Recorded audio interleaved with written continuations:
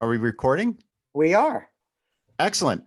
Okay, here we are on The Blind Man in Black, and I have a very, very, very special guest. His name is David Keith Cobb. He is a people's lawyer. He was the Green Party candidate for 2004 for president.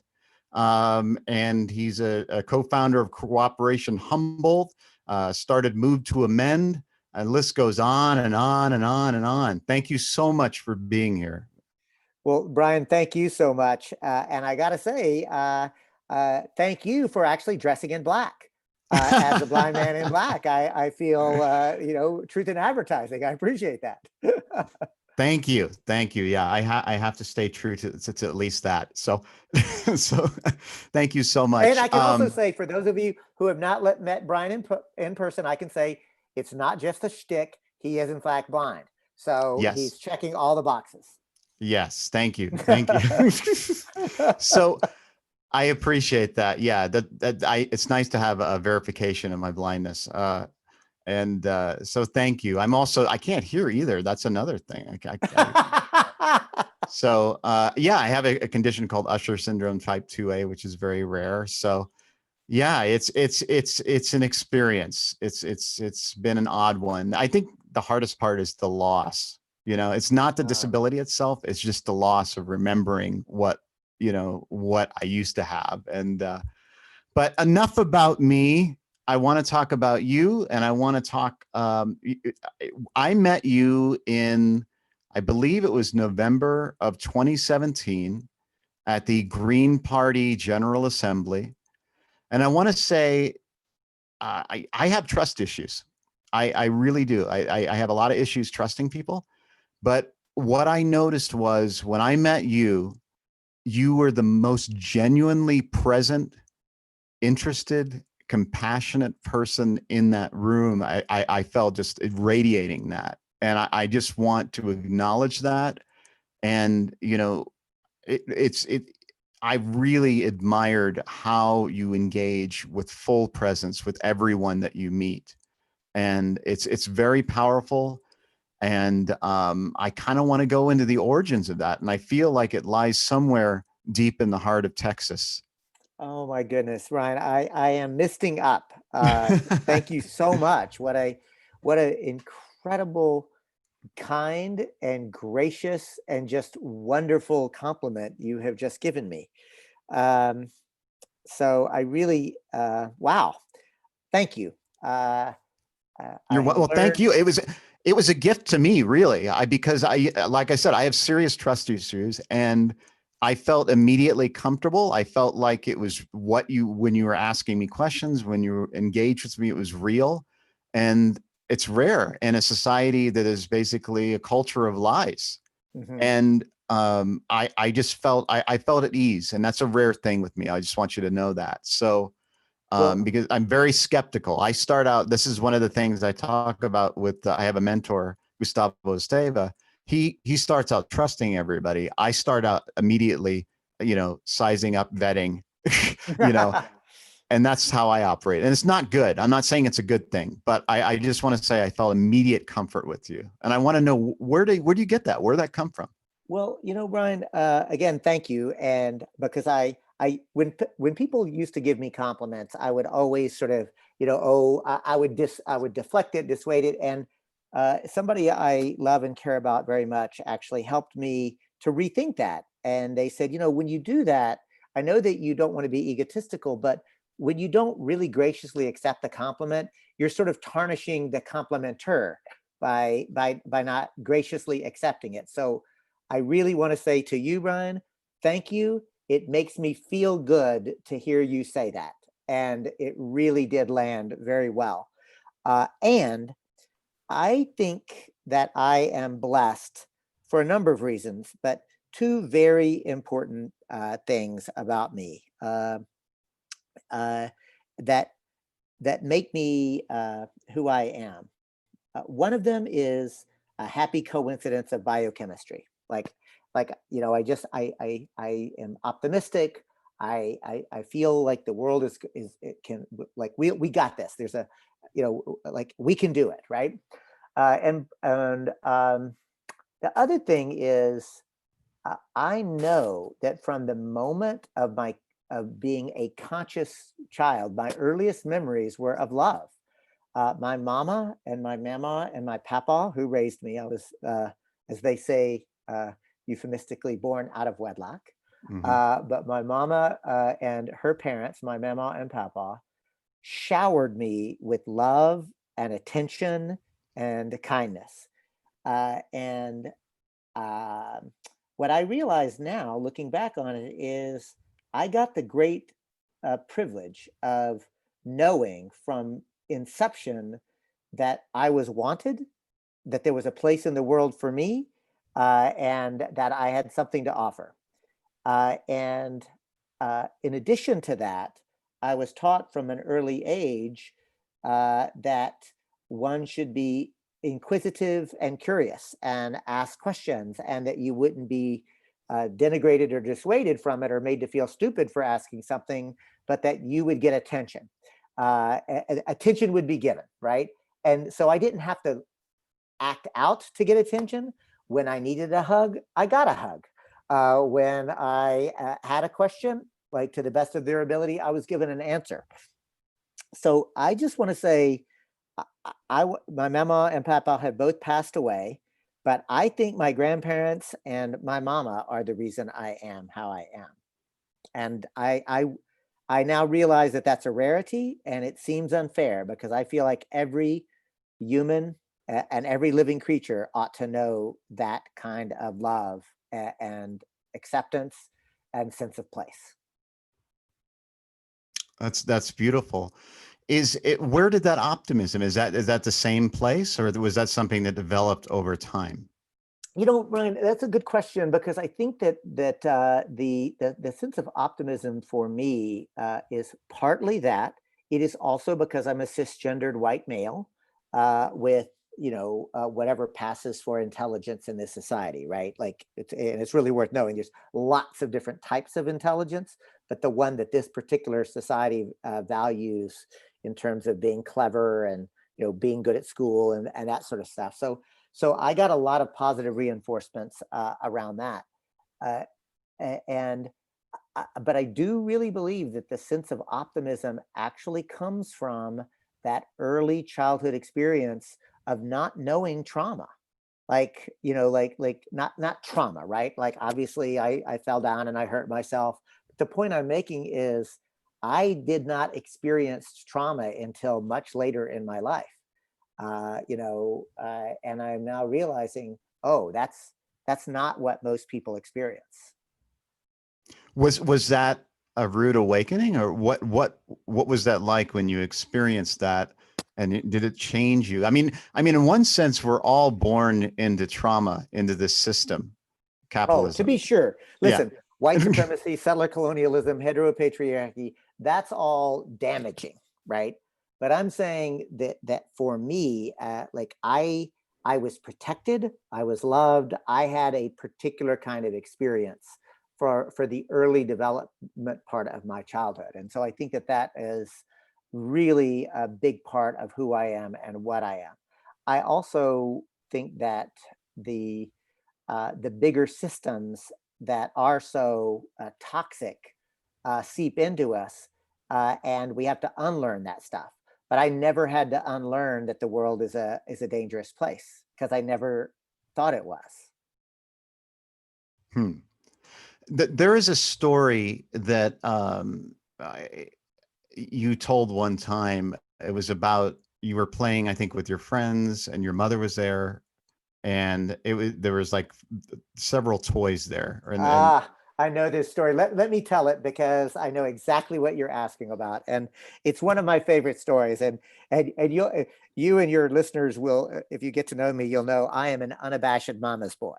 Like, I love my mama, and I am not ashamed at all about that. In fact, again, you can tell, right?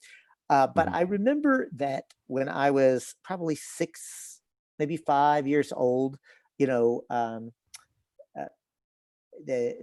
me, my brother, and cousin Joe Michael were playing, and we got into a fight, and we were fighting over a little Matchbox toy, right? And I remember very vividly my mama, first of all, Brian, she did not hover over us and chastise us. Instead, I remember very clearly she crouched down and got on the same level with us. Several very important lessons in this story. First, she got down on our level.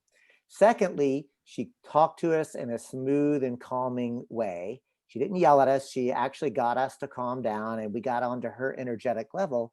And then she said, well, what's the problem here? Oh, and of course she knew what the problem was, but she got us to actually explain, and we each made that appeal that I want to play with this toy.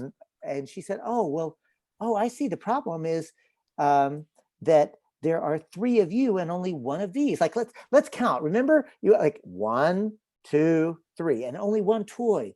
But wait, she said, that look at all these other toys that are around you. And she pulled in 1 toy, and she pulled in another toy, and she pulled in another toy. And she said, so look at all this. There are all these other things, all this abundance you have. Or if it's just this 1 toy, then Joe Michael, you can play with it first, and then Keith can play with it, and then Ty can play with it. And Brian, here's the kicker. She said, whichever one you choose, all you have to do is share, because there's enough to go around as long as you share. And that made sense to me then as a 5-year-old little boy, and it makes sense to me now. All we have to do is share. There's enough to go around. Now, was that the foundation of your philosophy that you live by now? Like, and when did you realize that? When did it start when you were working on the solidarity economy? And then you're like, wait a minute, this reminds me. Where did that come from? I wish I could say that was the one searing moment. I definitely have a memory of that, and it's a fond memory, but I've got lots of other fond memories. But I like to tell that story because it really does encapsulate what I believe is the truth, that there is enough to go around as long as we share. And here is the problem, Brian, that in our current society that is based on settler colonialism, white supremacy, heteropatriarchy, and capitalism, it is all this hyper individualistic power over dominator model. And it is fucking up everything, and it doesn't have to be this way. So I don't know that one moment, like the scales fell from my eyes in some sort of way, but I do know that story encapsulates how I try to live my life, that there's enough to go around, that actually we don't have to buy into the scarcity mix. There is abundance if we share. But the problem is it's not enough material consumerism, blah, blah, blah, blah, blah, just gobble it up like the Buddhist hungry ghost, right? You'll never get full if you do that. If you actually recognize that what we're hungry for is human connection, that what we're hungry for is meaningful, productive work for which we will be acknowledged and appreciated by others. If we recognize that what we're hungry for is the opportunity to offer our gifts that are then accepted, and then accept other people's offering of gifts, there actually is a way to organize all of our society, from the one-on-one relationships all the way up to the nation state, that actually will be life-affirming and center love, compassion, kindness, forgiveness, that these are the virtues, right? And if we actually had a society where our social, political, and economic system incentivized those things, we would have more loving, kindness, compassionate people. Let's talk about incentivizing. Now, was it like this from the beginning? Were you always on the same path, or was there a part of you in the beginning that's like, yeah, I want to make some money, I want to get laid? Well, no, I got to admit, like, I think that you know about me, Brian, but I actually grew up in poverty, right? Mm-hmm. And so when you grow up in poverty, and again, I didn't know it as a child, because I was loved and everything was fine. But as I got older, I realized, oh, we're poor. And by that, I mean, like, I grew up in a house without a flush toilet. I know what it's like to empty a 5-gallon bucket of your family's excrement into a big, deep pit at the end of the day. And I don't tell that story like to out-po-folk anybody.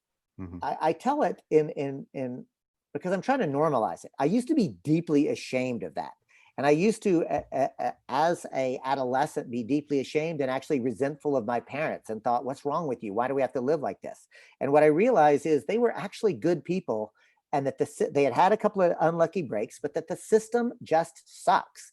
And it really does extract, exploit, and oppress. And so I will confess to you that there, like, I remember vividly as an adolescent and a young boy, I was like, I'm going to make money. And but what I realized is, because I at that time associated money with security, and that I thought that that's like, if you have enough money, then you will never experience want.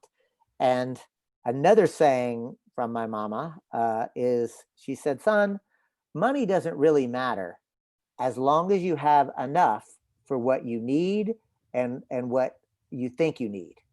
But because if you don't have enough, then money becomes the only thing that matters. And that's the trick, Brian, understanding the difference between a want and a need, and understanding that you actually have the ability to make choices about what you actually want. We have a lot more agency than we realize. I think this society tries to turn us into mindless consumers, but we actually have the agency to choose something else.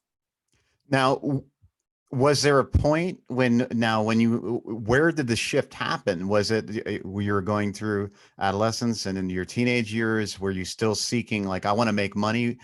And when did that change? Well, look, I was always like, at my heart, I think I would say a good person. But I can tell you that just as I became, older, I think about the fact, like, here's something, so I worked in construction for a couple of years, right out of high school, and I realized, oh my God, this will make a young man old very quickly. So, off to college I went. And in college, I was a good student, but I also played and partied and did all those things. And I I produced alternative rock concerts. I had a really good and full life as a young adult. Mhm. And when I went to law school, I went to law school very clearly with the idea that I want to be comfortable. I want enough money to be comfortable, but I want to do justice. I want to use that law degree for justice. And what I realized is, with that law degree, is that the legal system is not really designed to deliver justice. The legal system is actually designed to protect the existing social and economic order. And that I might get individual justice for an individual client, but that the system is rigged, and that really we need systemic transformational change. So I guess the arc that I'm kind of getting at is, somewhere along the way, I realized, it doesn't actually take that much money to feel secure. But my mama is right. If you don't have enough money to feel secure, you will always feel insecure, and you will act out of that insecurity. But if you actually just recognize that, yeah, so I'll stop there. But I don't know if there was a switch so much as a dawning realization that I don't need to gather all these toys around me and just sit on a a Smeagol on a big hoard, right? Like, you don't need that much. Precious. Yeah. Exactly. Exactly. I feel like I remember you telling there was a pivotal moment in your youth, and I feel like it involved you on a motorcycle, and then there was someone that was sitting at a table either outside of a library or something, and I can't remember that. Do you remember what I'm talking about? I'm sorry, I don't. I mean, I'm a Southerner, right? So I am a storyteller, and I'm sure that there is a story there, but I just don't actually remember the particular one that you're talking about. Me, Because motorcycle, it outside. was poignant. I remember it was really, I just wish it felt like it was where you made there was like a transition from Huh. where you were at that time in your life, and it was somebody that spoke to you and said something and made you think, and then you there was some Well, I can tell you this, that I'll tell you the story of how I came to understand intersectionality. Mm, And this was, I worked, this was in college, mm, and I um, had, after construction, and bet this was it. Because it did involve a motorcycle, because I rode a Harley Davidson motorcycle at college, and I had long hair, and I wore a buckskin leather jacket with fringe, and I was super cool. And I had worked in construction for 2 years before college. So that 2 year difference, like seasoned, on the construction sites and riding a Harley as a freshman.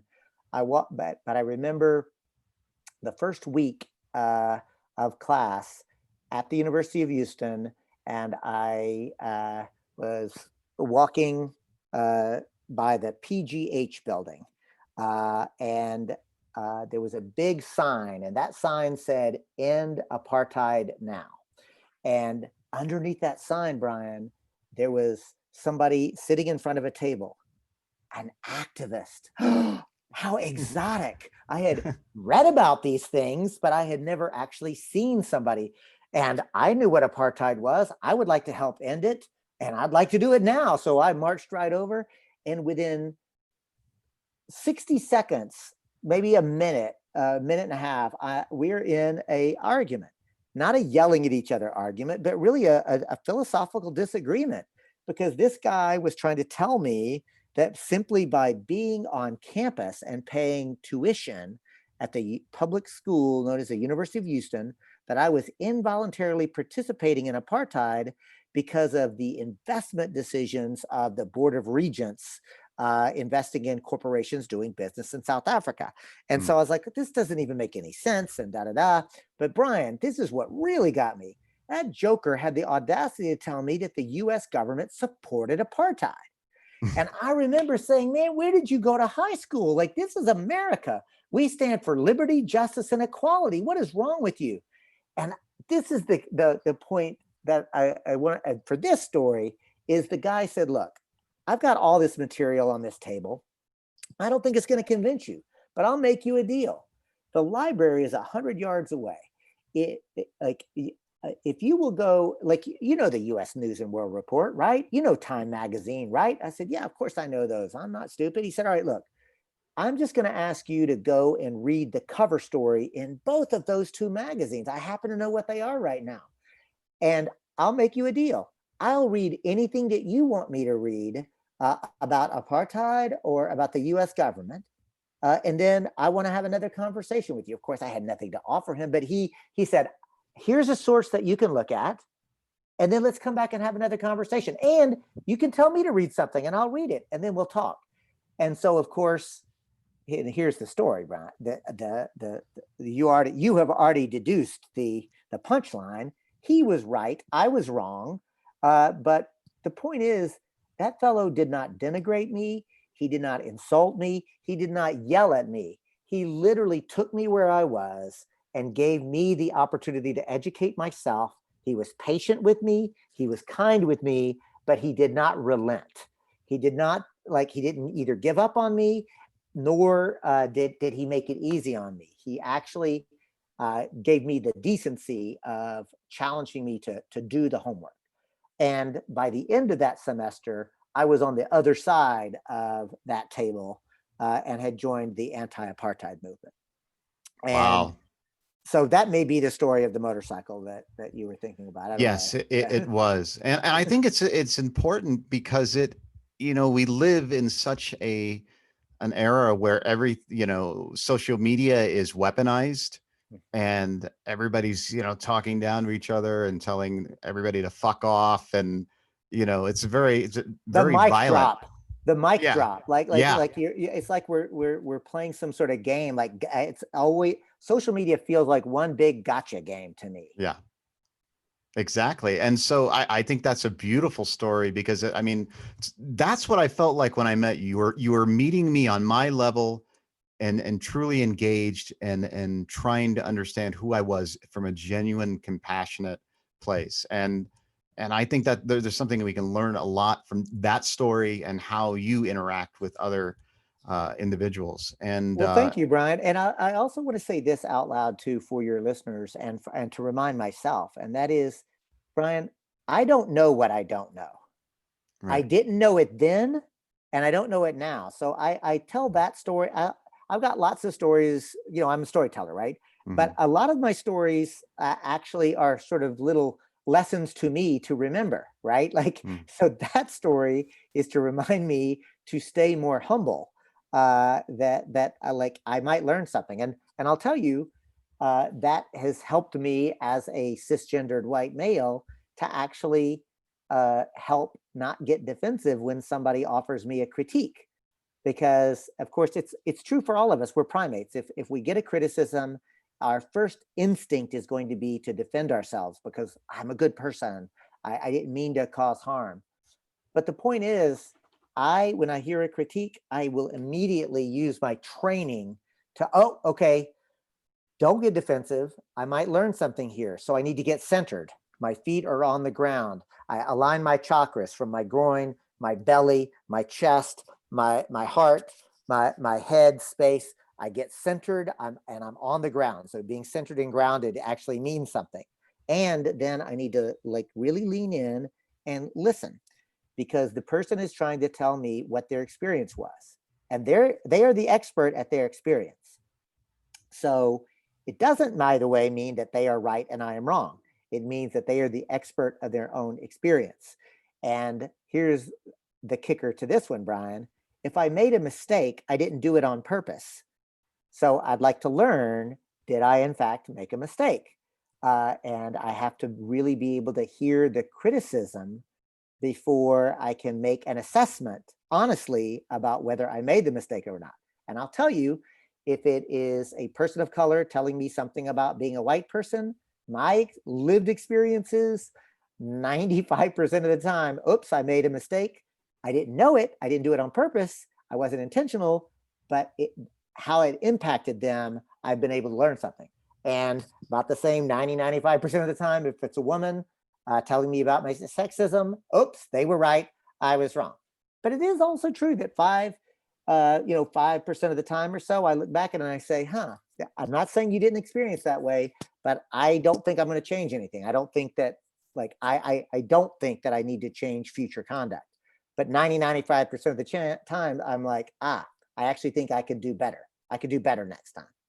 And that level of humility and that level of sort of genuine curiosity, again, I think has served me well. Yeah, and it goes back to how you're raised, is that Yeah. questioning and listening deeply. I think about that a lot. You know, the idea that we get caught up. You know, the psychologist Marshall Rosenberg, who talks about nonviolent communication. He says nobody wins in the who's right, who's wrong game. No, that's right. I mean, and I should tell you that Cooperation Humboldt has actually made a cultural organizational commitment to do our best to engage with each other in nonviolent communication. That is literally the commitment that we make. And learning the difference between what actually is a feeling, that's actually a very helpful thing to know, Brian. I mean, and I'll tell you, for me, the NVC training has actually helped me a lot be more honest with myself and actually understand myself. It's actually been really good for me personally. Right. Are you consistent with it? Because I practice it, but I Oh, I'm say, terrible at it. yeah. I think that's almost everybody I know who really does it is like, that shit is hard. Yeah. And it's hard because we're not like, that's not how our culture operates. And and the other thing is, whenever you do it to others who are not steeped in it and who don't understand it, it's off-putting to a lot of people. So like, that's another, I don't know if you've had that experience, but I certainly have. Oh yeah, yeah. I mean, I've used it and it's been very effective. I found it very effective. I've used it and it's sometimes it can be confusing. The other thing is when I don't use it, my wife points out, "Oh, are you practicing nonviolent communication right now?" And I'm like, "Fuck." No. and And it I feel always, frustrated. yeah, yeah. But you know, I did something yesterday. Something happened, and I was upset, and I did something that it wasn't nonviolent communication, but it was effective because I was learning from my mistakes. I was trying to tell my wife something that was upsetting, and I said, "Listen, I don't want you to respond right now. I want you to wait and like 3 or 4 days and then respond, because I know it's going to happen because." I tell her what I'm frustrated about. She gets defensive, does not acknowledge what I'm saying. I get more upset, and then it just escalates. So yeah, I mean, there is so much value in nonviolent communication when it's practiced, but it's hard when one is angry and clouded by those emotions. Well, and the other thing is like look, what it taught me about the feelings, you know, and remember that like the language and the feelings you have when your needs are satisfied and the feelings that you have when they're not being met. The reality is that they really are actually all about you. And it, the it what has helped me is to actually really focus on, okay, if I'm feeling frustrated, what is it that I really need? And uh, it requires a level of discipline that's really hard to muster when you're feeling those emotions. Those emotions are real, but it takes a level of uh, intentionality and clarity that can be hard sometimes. Anyway, it's a yes, nonviolent communication techniques and the practice is very good. And it again, that understanding the difference between a feeling and a need was for me a powerful thing, and it's also very challenging to always like uh, distinguish those two things. Yeah, it's very, very difficult. And I think that's why I was trying to get at earlier, is because, you know, growing up, I mean, in Texas, which I'm sure it has its own ramifications about, you know, forming the person who you are, is being born in this. You know, have you ever read that poem by Charles Bukowski, Dinosauria We? I mean, it has one line after another: born into this, born into hospitals where it's cheaper to die, you know, Mm. born into uh, you know, he goes into a laundry list of what it is to live in this country, and rewiring that what we've been taught in schools to be consumers and to obey and so on.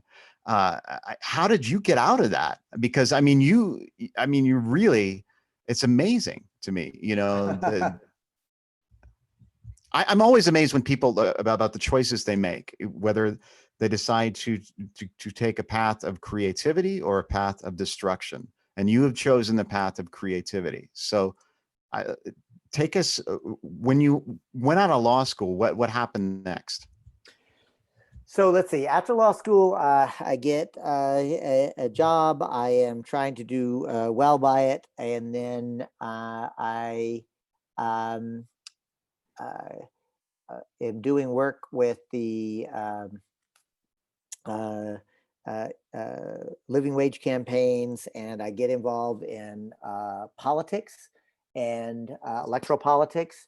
And, this is in the 84, 88, and that involves Jesse Jackson.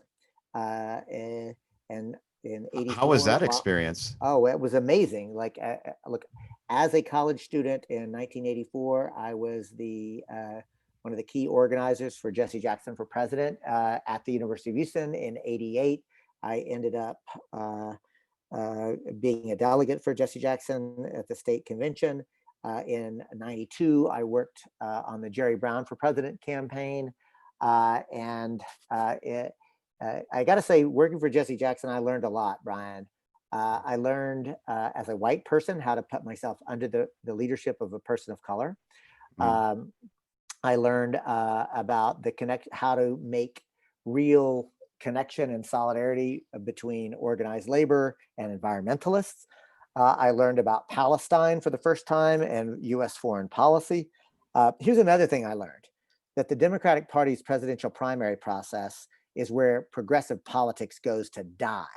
because all the enthusiasm, all the excitement, all the energy that we're able to generate ends up getting taken over by the corporatized wing of the Democratic Party. And by the way, that's just gotten worse every single year, right? Every single year.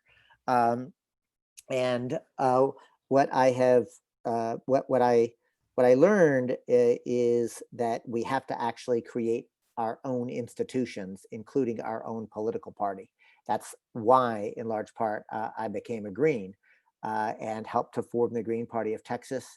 And in 1999 and in 2000, Ralph Nader asked me to manage his campaign in Texas. And I had a law practice that was up and coming. I was, an employee, though. I didn't own the firm. I was an associate in the language. I went to my the managing attorney and I asked for a leave of absence. And Brian, you have to understand that that same election cycle, another associate had asked for and received a leave of absence to run for US Congress as a Democrat. 2 years earlier, another colleague had asked for and received a leave of absence to run for judge as a Republican, and that was granted. And when I asked for a leave of absence to manage Ralph Nader's campaign, I was flatly denied. And I was crushed. And I went home to my then wife. She was a French woman. And I'll never forget, because she said something that I could not even fathom originally. And it was a one-word response when I told her, and I was just devastated. And that one word was, "Greet,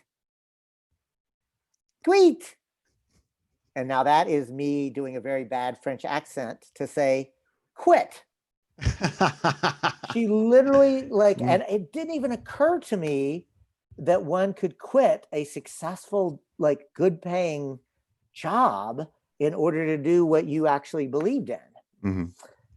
And so I quit. I managed Ralph's campaign in 2000, and I have been doing social change work ever since. So what it's now 20 years since I have practiced law, because I quit a traditional law practice in order to do my dead level best to do systemic change. Now you mentioned Jesse Jackson, you mentioned Ralph Nader. It kind of made me think, who were your mentors throughout your life? Who were the people that? So I will say again, my mama and my mama and my papa were huge mentors. I want to lift up and name two high school teachers that I had. One who has passed, Ron Proctor, who taught advanced placement English, and the second is still alive. Her name is Judy. Well, I knew her as Judy Qualls. She's since remarried, Judy Alhorn now. But she taught me both in junior high and then went on. She transferred to high school at the same time we did. So I and other classmates got the privilege of knowing her both in junior high and high school. And one of the things that I really remember is I was kind of a hellion also, though. I think I was a good person, but I was very disruptive in class. And I was, I had all these other kind of white teenage boy problems. Plus, were you ever thinking about joining a motorcycle club? Not actually a motorcycle club, but I did, in fact, I ran in that crowd. Right. And I was an early drug user. I was, I was never mean about it, but I was definitely the outlaw. Brian, I used to, not proud of this, but I used to always say, I don't start any fights, but I just don't take shit off people. And so I was in my share of fights as a youngster. But let me tell you this little quip and joke, and that is, I am really proud of the entire world. And you know why? Because once I stopped drinking 20 years ago, everybody quit giving me shit. Right? I never had to get into another fight after I quit drinking. So that'll give you a little, I am a recovering alcoholic of 20 years. Right. So I think there's probably a story there Also. I'm sure there's a lot of stories. I mean, yeah. Yeah, No, I feel probably you. I not. mean, I use too. So I'm with you. Oh, So okay. yeah, yeah. Yeah. So, I'm not surprised. I didn't know that about you, but I'm absolutely not surprised. Oh One yeah, thing, I was a Coke guy. I love Coke. I love that. I love feeling that false sense of of euphoria is, and like y- nothing will go the wrong, and I am, oh yeah. yeah. Yeah, that was a beautiful feeling. And I miss it. I miss it a little bit, but I don't miss the heart Well, pounding. all that's associated with it, right? If you Yeah. look, there's a Yeah. reason that we do drugs or alcohol, Brian. It's like Oh we're yeah. not stupid, right? There is a Yeah. payoff. It's just that what you have to experience for that, whatever that payoff is never a good deal, Yeah. right? Yeah. I mean, at least for me, it would have ruined my life, Yeah. or kill me, if I had not quit using. Yeah. Yeah. That's so let's go back to the mentors. So Yeah. you're the teacher. Yeah. So what I remember about Ron Proctor was that he was rigorous, and he was always, there was always affection, but there was always just an absolute uh, requirement that he was going to set bars that were attainable, but demand that they be met.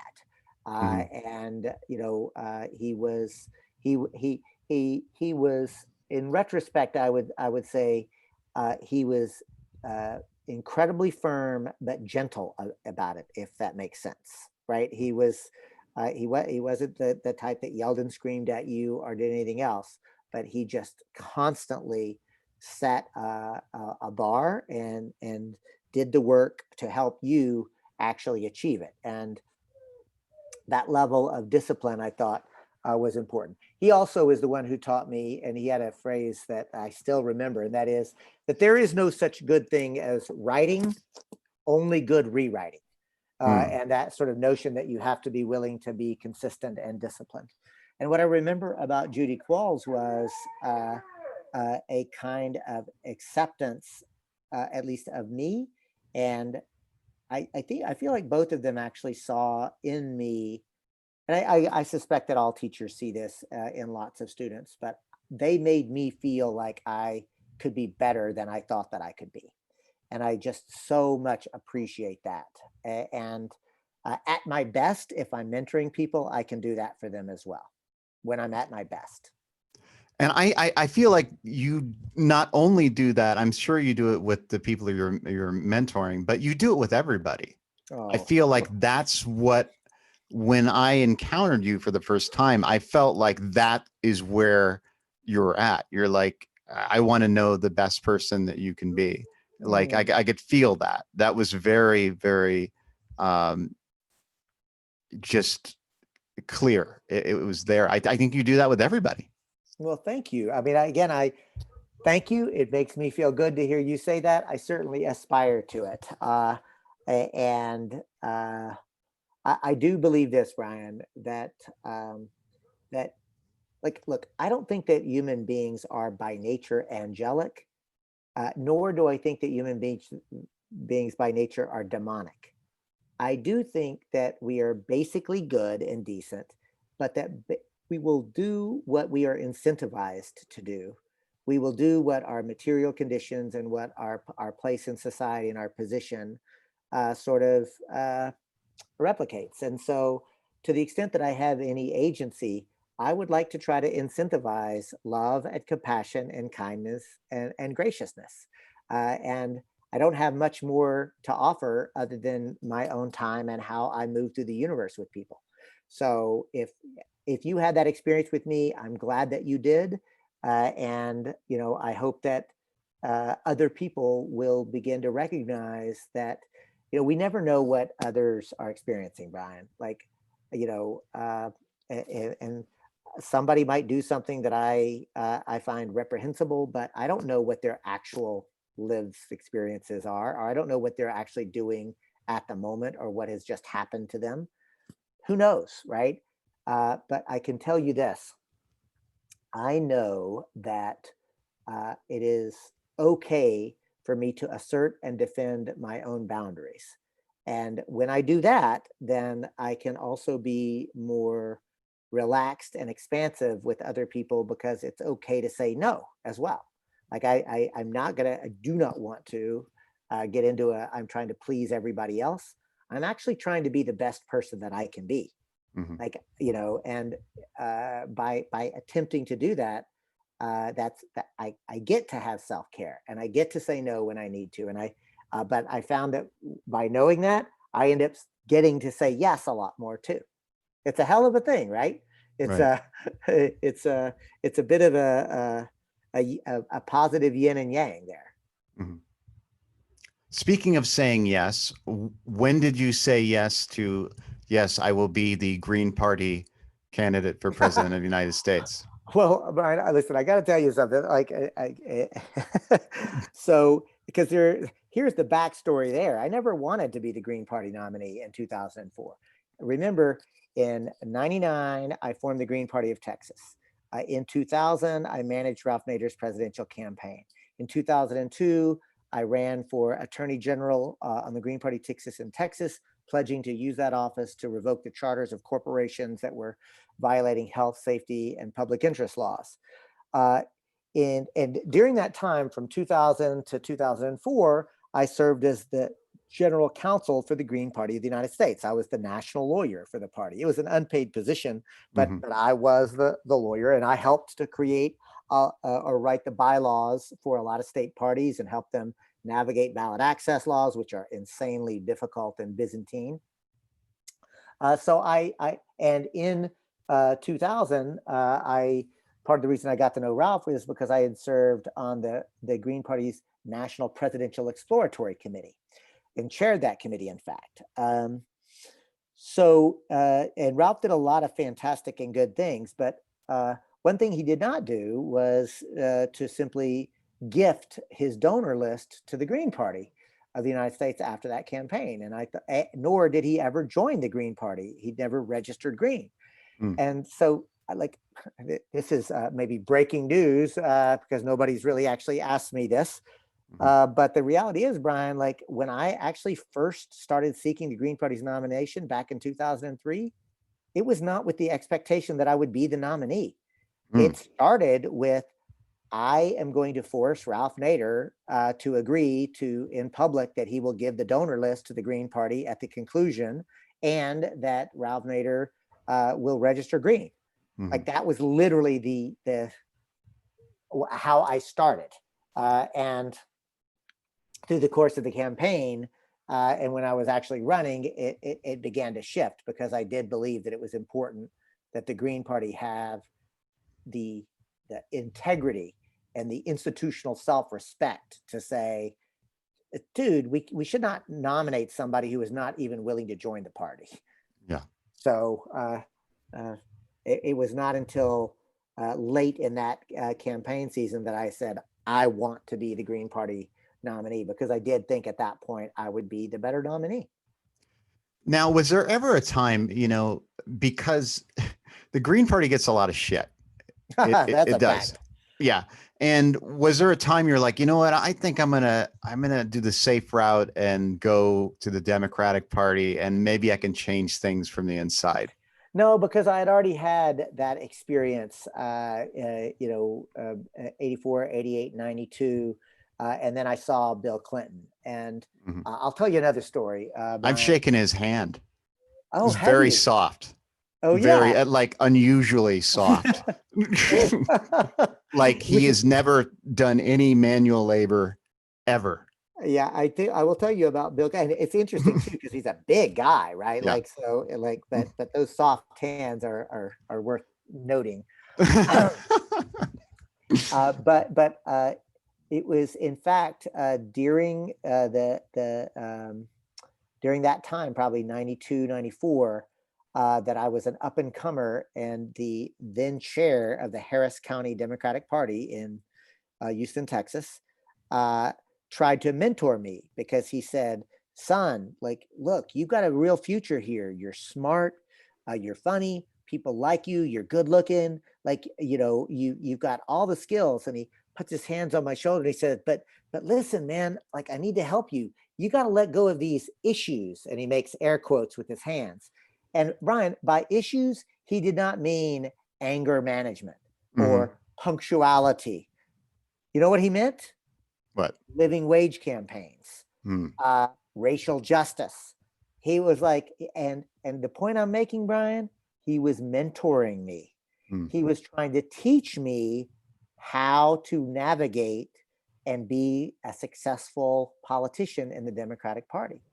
And like, that was the final straw, because I just realized, I looked at him in he was smiling at me, and not a smarmy smile, a smile of concern, like, and a smile of like, I'm your friend, I'm going to help you. And I just realized this is a bunch of bullshit. Like, this is not actually, they're not about what I'm about. And so, you know, and then and not at that moment, but now looking back on it and knowing history, I realized, oh, you know, here is the list of things that alternative political parties have been responsible for. And I say alternative parties and not third parties, because I want to be clear that these are just alternative political parties. Here's the list of what it took alternative political parties to champion at the ballot box. You ready?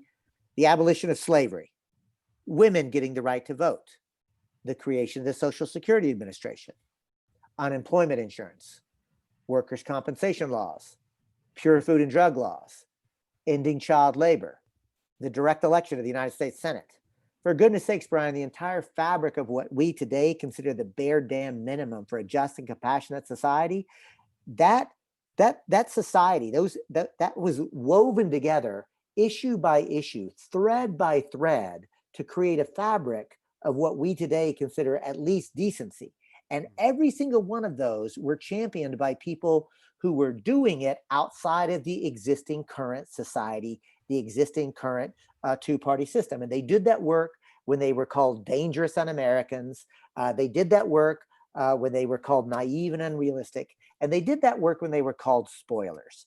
So I know this: if we want to live in a society that will actually address this climate crisis, if we want to live in a society that will enact living wage laws, if we want to live in a society that will dismantle white supremacy, heteropatriarchy, settler colonialism, and recreate the society that's actually based on peace, justice, democracy, and ecology, then we've got to have the same courage that the abolitionists did, and the women's suffrage movement did, and every other movement that we know about, and create independent forces that are independent financially and politically from the existing system.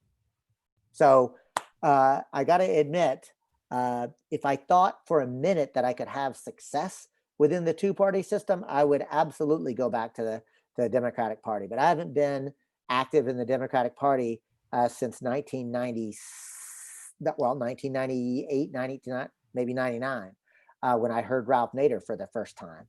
And you know, this is the thing, like, I do believe I was a better nominee than Ralph would have been because I was actually a member of the party.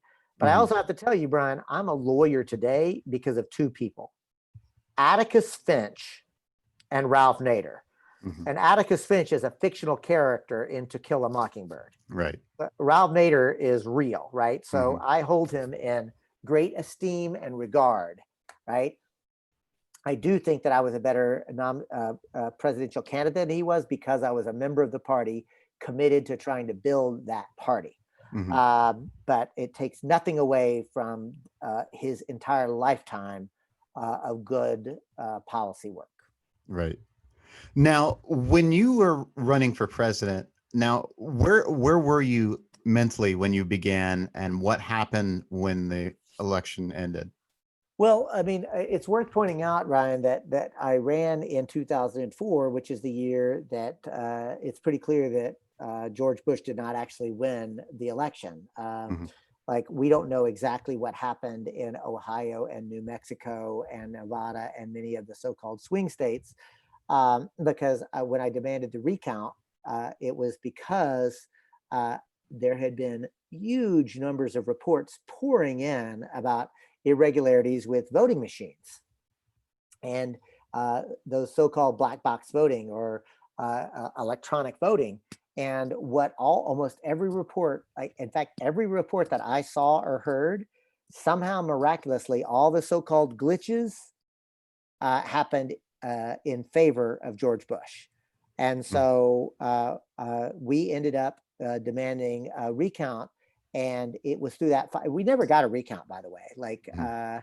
But what we did do, and a lot of people don't know this, we secured 3 different convictions in the state of Ohio against election officials for violating election law in that state. And I'm very proud to say that recount effort launched the election integrity movement, and we basically stopped the continued use of black box voting that was beginning to sweep the country. In California, we vote now on paper ballots because, and I want to acknowledge, I didn't do it. Deborah Bowen did, the then Secretary of State, but she did it because of the report. She said that the reports that she had heard in 2004 and ordered a top to bottom review of the California election system. And the result of that was a law mandating that the state of California no jurisdiction in California can use electronic voting, and we will have paper ballots of record in this state.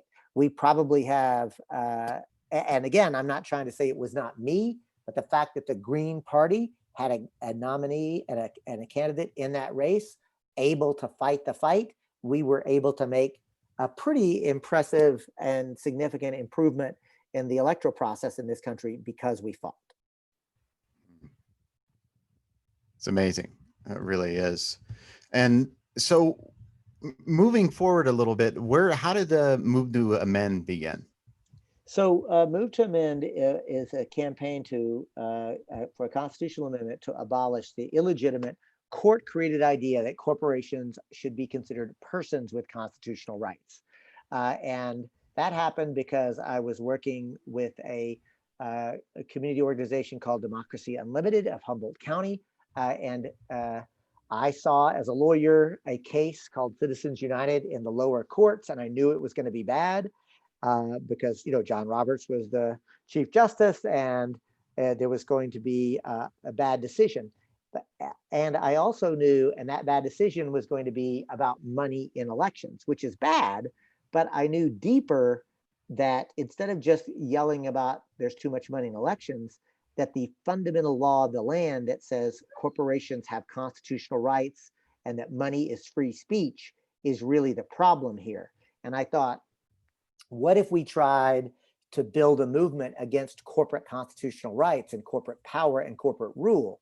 And so gathered about 15 people in a small living room in Marin County, well before the decision had come down, and said, what do y'all think? Let's try to do it. Now, it wasn't just 12 yahoos off the street, right? These were all 12 people that I had known for, some decades, others, but all of us were part of organizations that were doing work around global justice and fighting corporate power. And we thought that this could be a good way to frame the argument. And so we had it all ready to go. When the decision came down, Brian, we launched Move to Amend, and we were the only group talking about abolishing corporate constitutional rights. All the other groups were talking about money in elections, which is part of it, but we were talking about the need for systemic change of our legal system. Because here's the bottom line. Our current legal system and the entire constitutional framework is designed to protect property rights, not human rights. And I am a peaceful revolutionary. We have got to restructure this society.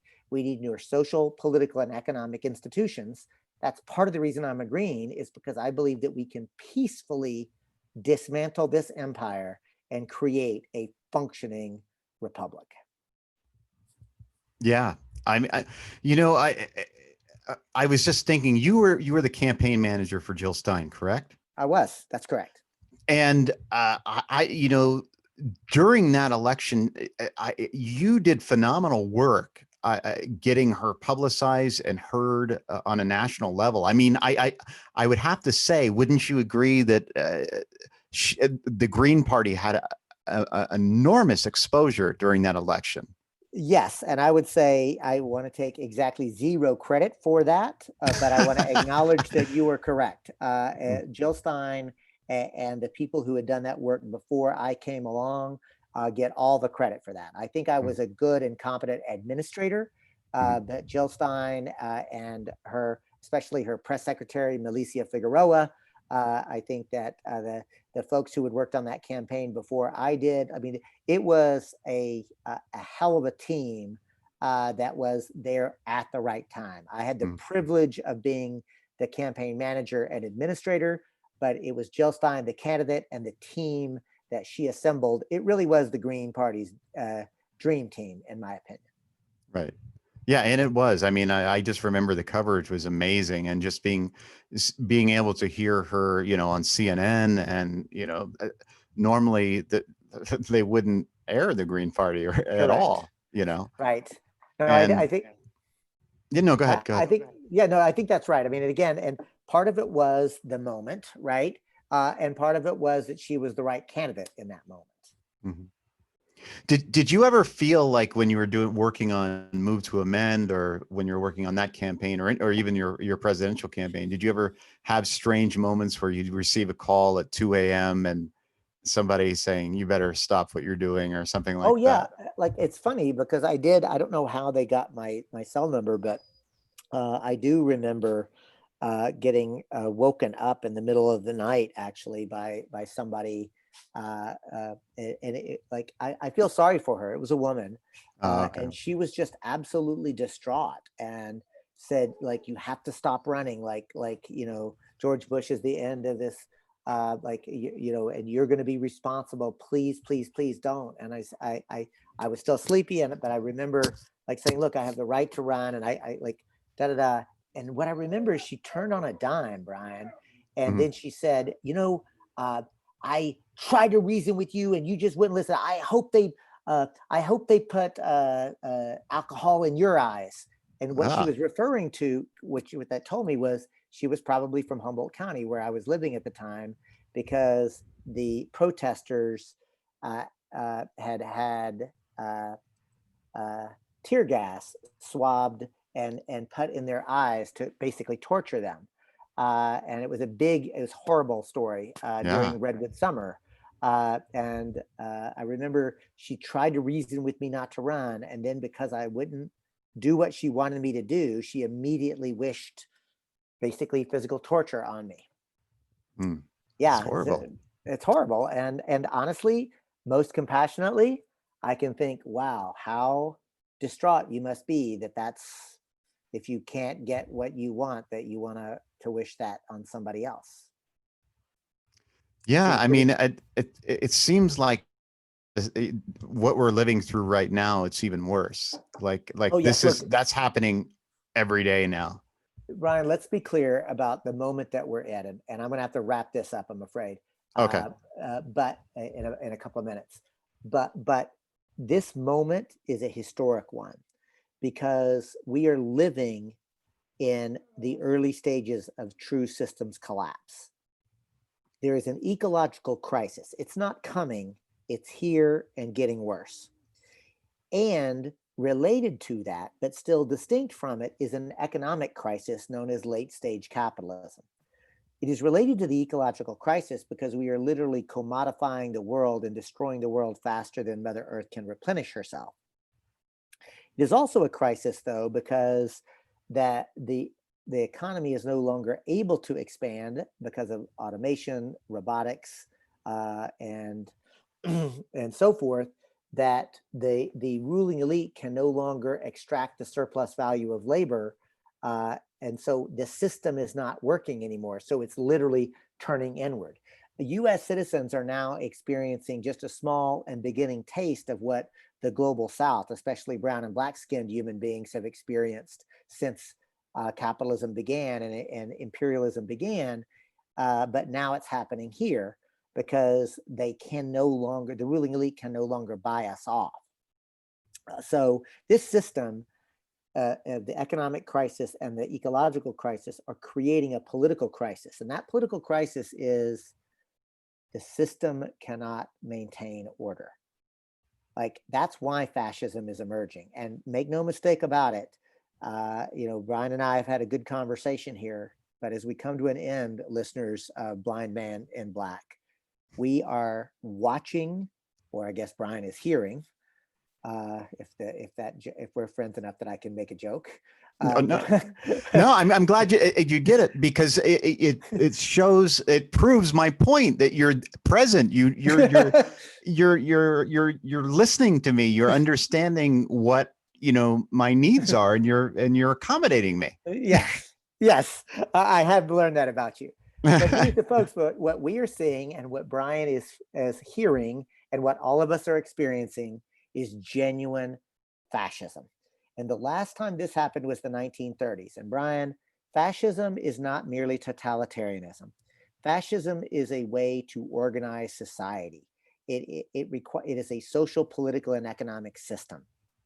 Fascism arose in the 1930s because the entire society was globally was transitioning from an agrarian society to an industrial one. And fascism was a way to make sense of the world and to say, oh, look, we can have a nation state and hypernationalism. And there's the we and the them, and we are good and they are evil. Like, that's really fascism, right? Mm-hmm. Here's my point. This society is being transformed. And I genuinely believe the neoliberal center is collapsing. There is either going to be some version of eco-socialism or some version of fascism. Like that like, the exact specificity of it, I can't know, but I can tell you, to paraphrase Rosa Luxemburg, who said it's either socialism or barbarism, I will say it's either eco-socialism or fascism. Like, there's no, like, that is what's going to ultimately happen in the next 10 years. And that's why I am working with an open heart, with an open mind, to the best of my ability, to help to persuade people that a system based on peace, justice, democracy, and ecology is the right way to go. And isn't it interesting? Those are the 4 pillars of the International Green Party movement. Thank you. Thank you so much, David. I really appreciate your time and your presence, your sensitivity, and your compassion and love. I would love in the near future to do a part 2, because I want to talk in depth about Cooperation Humboldt. And everybody, please go to cooperationhumboldt.com and you can learn about what David is working on now currently with the solidarity economy. Is there anything you'd like to share in closing, or any? Listen, thank you for the invitation back, and let's reschedule it, because I would love to talk about the solidarity economy. I can tell you, Brian, I was not expecting such a beautiful and personal conversation. So, I came prepared and thinking that we were going to talk about Cooperation Humboldt and the projects and the policies, and I'm really excited to share that. But I also want to really thank you for asking such probing and really, just a really good conversation. Thank you very much. Thank you. It's an honor, and I'm immensely grateful that you were able to be here. And yes, once again, everybody go to cooperationhumboldt.com. David, Keith Cobb, everybody, thank you so much for listening. This is The Blind Man in Black, and you can find me at blindmaninblack.com, or you can go to podcast or YouTube and all that stuff. All right, everybody, have a lovely evening or day or whatever time it is. Take care. Thank you, David. Bye now.